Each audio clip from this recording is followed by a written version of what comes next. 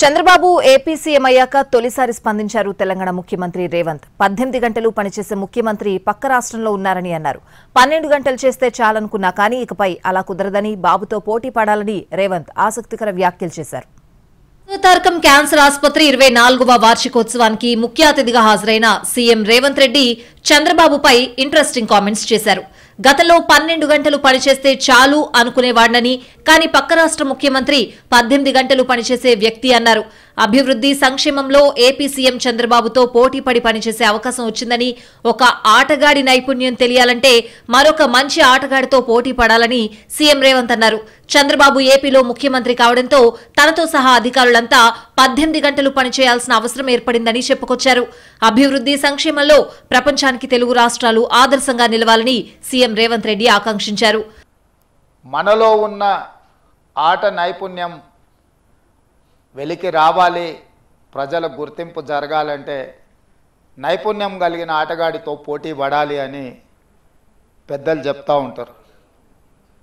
ఈరోజు పక్క రాష్ట్రంలో నారా చంద్రబాబు నాయుడు గారు ముఖ్యమంత్రిగా బాధ్యత చేపట్టిన తర్వాత అభివృద్ధిలో సంక్షేమంలో వారితో పోటీ పడి ఈ రాష్ట్రాన్ని ముందుకు నడిపించే అవకాశం నాకు వచ్చింది. గతంలో 12 గంటలు పనిచేస్తే సరిపోతుంది, అంతకు మించి అవసరం లేదు అనుకునేవాడిని.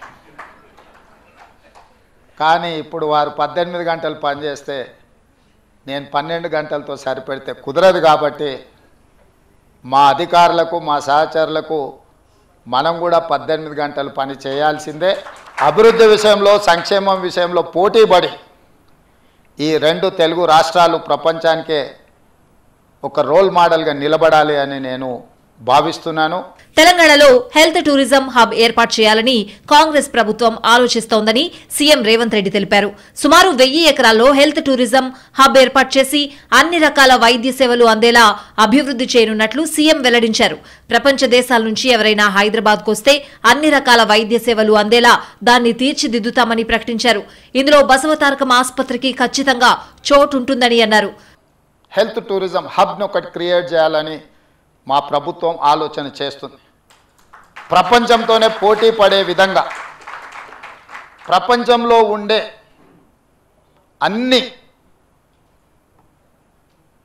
జబ్బులకు సంబంధించి ఇక్కడనే వైద్యం అందే విధంగా ఒక హెల్త్ టూరిజం హబ్ని డిజైన్ చేయాలని ప్రాథమికంగా మేము ఒక అంచనాకు వచ్చినాం.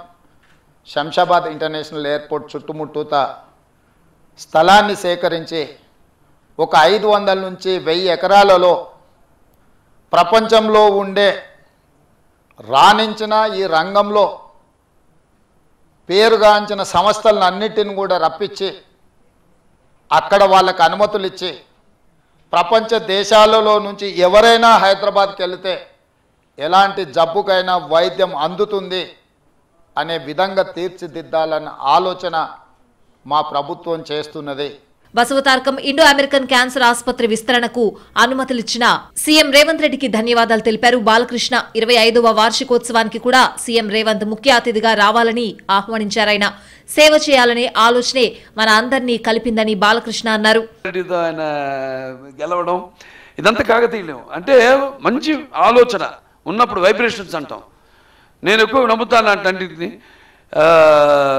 సో దాని అదే అనుకుంటా మనందరిని ఇవాళ మనం కలపడం అంటే ఈ ఆసుపత్రి అభివృద్ధి అంటే సేవలు అందించే అవకాశం.